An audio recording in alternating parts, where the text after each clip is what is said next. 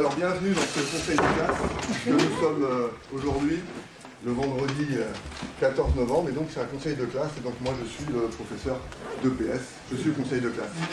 Et donc comme tout conseil de classe, on est présent et on égrène les situations des élèves pour voir leur travail, leurs évolutions. Et puis par moment, eh bien, on entend une phrase qui revient. Et cette phrase c'est « il faudrait qu'il pense à son orientation ». Alors de façon implicite, cette orientation, c'est pas ce qu'on fera dans 10-20 ans, non. L'orientation, c'est l'orientation à court terme. C'est l'orientation en voie professionnelle. En prépa professionnelle, en CAP, en bac pro. Souvent vers des métiers qui sont peu payés, dévalorisés, et vers des métiers d'exécution, très souvent. Ce commentaire, quand je l'entends, c'est quasiment à chaque fois sur des élèves qui ont des résultats plus faibles que les autres. Et je remarque aussi que ces élèves-là, très souvent, ils sont issus de familles qui sont défavorisées socialement. Et parfois racisées. Et les deux, bien souvent. Et ça, moi, ça résonne en moi parce que moi, je suis issu d'une famille ouvrière et puis d'un père immigré. Et quand je regarde dans ma famille, en fait, on est 9 enfants, frères et sœurs, et cousins, cousines. Et en fait, je suis le seul à être diplômé du supérieur. 1 sur 9, ça fait 11%. La moyenne nationale, c'est 52%. Il y a un petit écart. Alors, moi j'ai fait des études de STAPS pour être prof de PS, donc il y avait un peu de sociologie. Donc j'ai découvert Bourdieu. J'ai découvert qu'on ne partait pas tous à égalité. Mais c'était il y a 60 ans. Depuis, il y a eu de l'eau à couler ses ponts. Depuis, il y a eu des réformes éducatives. Il y a eu 89, il y a eu 2005, il y a eu 2013, 2019. Bref, comment on peut toujours encore être au même point? Alors je me suis dit peut-être que ce n'est pas des déterminismes. Peut-être aussi que tout simplement, moi j'ai bossé dur, quoi. Peut-être tout simplement que j'ai été méritant. Alors il faut avouer que c'est assez valorisant. Bon, j'ai quand même été voir un peu les statistiques actuelles pour voir ce que ça donnait. Quand on est enfant de cadre, on a 90% de chances d'avoir le bac sans redoublement. Quand on est enfant d'ouvrier, ça descend à 40%. À l'autre bout de l'échelle, les écoles normales supérieures, qui forment l'élite, soi-disant, eh bien, elles sont composées à 64% de cadres supérieurs, d'enfants de cadres supérieurs, et de 2,3% d'enfants d'ouvriers. Les ouvriers dans la population actuelle, c'est environ 20%. Alors, si on part sur le bac, eh bien, quand on est en bac général, on trouve 75% d'enfants de cadre. Par contre, si on va en bac professionnel ou technologique, là, c'est 70% d'enfants de classe défavorisée. Et moi, sur le bac pro, on voit qu'il y a un nombre de jeunes qui y sont orientés sans l'avoir forcément choisi. Et moi, c'est le cas de mon frère. Mon frère, il avait été orienté en filière technicien d'usinage. Et il m'avait dit une phrase qui m'est restée quand même. Il m'avait dit, tu sais, au moins, quand j'ai fait un bac pro usinage, il y a une chose que je sais. C'est que j'ai pas envie de faire usineur toute ma vie. Et effectivement, il n'a pas fait usineur parce qu'il n'a pas été au bout de son bac. Et puis il a décroché. Et puis il a passé quelques années un petit peu à rechercher ce qu'il voulait faire. Et donc cette situation-là, je me dis comment c'est possible 60 ans après les études de sociologie qui montraient ces déterminismes. Comment c'est possible qu'aujourd'hui la France soit parmi les pires pays de l'OCDE? L'OCDE, c'est le pays des pays riches. Le pire pays en termes de reproduction sociale. Comment c'est possible? Alors je me suis dit, peut-être finalement que c'est pas un problème si ça perdure. Peut-être que finalement, c'est recherché. Là, normalement, vous avez une petite loupiote qui s'ouvre. Hop, hop, hop, hop, attention, complotiste. Complotiste. Alors comme j'entends ça, je vous lis quelques citations d'organisations qui ne sont pas considérées comme complotistes.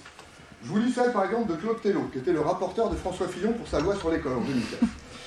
Il disait « La notion de réussite pour tous ne doit pas prêter à malentendu. Elle ne veut certainement pas dire que l'école doit faire que les élèves atteignent les qualifications scolaires les plus élevées. Ce serait à la fois une illusion pour les individus et une absurdité sociale, puisque les qualifications ne seraient plus associées à la structure des emplois. Il faut des emplois qualifiés, des emplois peu qualifiés, donc. Alors, deuxième organisme peut-être complotiste, cette fois-ci, c'est le Centre européen pour le développement de la formation professionnelle. Et donc, en 2009, il fait une analyse sur les métiers dont on aura besoin dans les années à venir, c'est-à-dire les années 2010 à aujourd'hui. Et il identifie une polarisation de l'emploi, avec un besoin d'emploi très qualifié et un besoin, je cite, une croissance significative du nombre d'emplois des travailleurs des secteurs de services, ainsi que d'autres occupations élémentaires, ne nécessitant que peu ou pas de qualification formelle.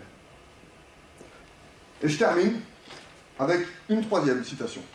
Et celle-ci, c'est certainement le meilleur d'entre tous. C'était quelqu'un qui a été ministre de l'Éducation, Premier ministre, et qui a déclaré le 6 décembre 2023 sur France Info, très concrètement, les élèves en début d'année passeront un test de positionnement. Et en fonction de leur niveau, pas de leurs besoins, en fonction de leur niveau, ils seront répartis dans des groupes de niveau. Ces bons élèves sont dans des classes où ils n'ont pas la possibilité de progresser, de s'envoler, parce qu'il y a une vraie hétérogénéité de niveau. Donc je ne sais pas si c'est recherché ou pas, mais en tout cas en 2023, il est dit clairement qu'à 11 ans, eh bien, les élèves ne doivent pas suivre la même voie. Donc c'est dur à accepter quand même ce système-là, mais à regarder depuis près de 20 ans, moi je constate des similitudes dans les réformes. Par exemple, il y a des points communs entre les différentes réformes des 10 dernières années, bien qu'elles soient mises par des personnes différentes, avec des volontés différentes. Il y en a un point commun, c'est que partout il y a des baisses d'horaires. C'est-à-dire qu'un élève, aujourd'hui, contrairement à nous, qui avons tous plus de 18 ans, eh bien il a perdu entre le collège et le lycée au moins 400 heures, voire plus quand c'est en voie professionnelle de cours. Ça, c'est un point commun. Et il y a d'autres points communs. C'est augmenter les évaluations, mais baisser le temps d'apprentissage. L'autre point commun, c'est de réduire les savoirs qu'on va définir et aller sur des choses transversales. Peu importe si on les obtient ou pas. Comme si le rôle de l'école, finalement, c'était plus de faire réussir et épanouir tous les élèves, mais de rendre légitime et de faire accepter le tri, la sélection, en mettant soit préparant une main-d'œuvre peu qualifiée, vous l'avez compris, pour qui? Plutôt pour les enfants d'ouvriers, une main-d'œuvre qui sera docile vers la voie pro, qui ne sait pas, les voies d'apprentissage, et à l'inverse, une élite dirigeante, décernée aux enfants de cadre et aux enfants d'enseignants, parce que c'est ceux qui réussissent le mieux aussi à l'école. Alors peut-être, vous me direz que ça a toujours été le cas, que je suis naïf. Peut-être, mais ça l'était officieusement. Depuis quelques années, on voit que c'est assumé publiquement. Le choc des savoirs en était une preuve. Mais pour revenir à notre conseil de classe, j'ai un problème parce que moi je sais que la quasi-totalité de mes collègues, qu'ils soient PP, professeurs principaux de 3e ou autres, ils ne souhaitent surtout pas participer à cette reproduction sociale. Pas du tout. Et quand on en discute, c'est évident. Ce ne sont pas des personnes qui veulent reproduire. Pourtant, on le fait. On y participe, moi aussi. Et moi aussi, quand j'entends cette phrase, il faudra qu'il réfléchisse à son orientation, je reste souvent silencieux. Parce que je n'ai pas envie de passer pour le rabat-joie de service, ou aussi tout simplement parce que je n'ai pas d'autre solution. Parce que de fait, on se retrouve pris au piège dans ces situations-là, en situation dans l'école. Pris au piège du « ce sera le moins pire », pris au piège du « mais regarde, malheureusement, il n'a pas le niveau, il faut qu'il trouve quelque chose, c'est trop tard, on n'a pas pu l'aider ». Et encore, ça on n'entend pas souvent. Donc peut-être que c'est vrai en fait, qu'arriver en 3e, ou avec des écarts, des difficultés très importantes, eh bien c'est le moins pire. Mais par contre, moi ce qui me fait mal, c'est que la parole des enseignants, elle est très importante, et surtout pour les familles défavorisées de milieux populaires. Ils croient au discours de l'école, ils croient au discours égalitariste.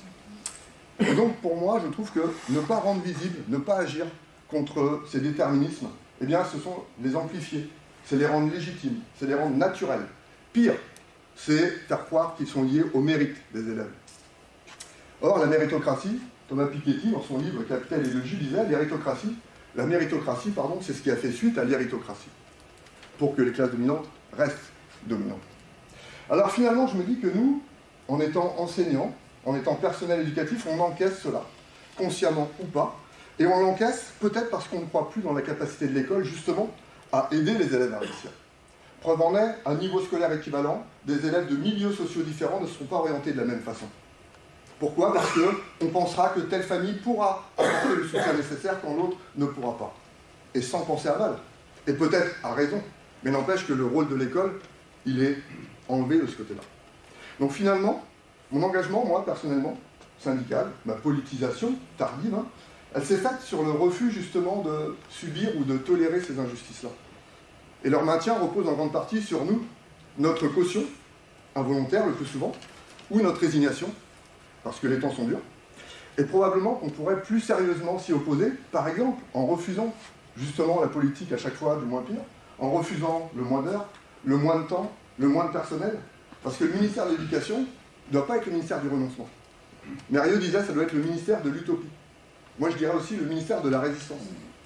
Et donc cette soirée-là, ces échanges, peut-être ça peut être une toute petite pierre à cet édifice de reconstruction ou de développement de la résistance pour les jours à venir et pour les mois qui nous suivront. Merci de m'avoir écouté.